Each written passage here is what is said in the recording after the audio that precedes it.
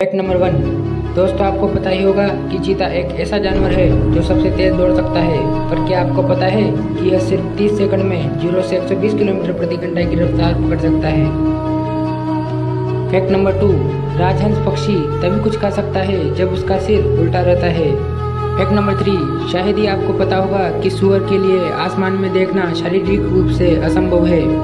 Fact number 4। कुत्ते व बिल्ली दोनों ऐसे जानवर हैं जिनको तूफान आने के संकेत पहले ही मिल जाते हैं। नंबर 5। पेंगुइन ही एक मात्र ऐसा जीव है जिसमें खारे पानी को मीठा करने की क्षमता होती है।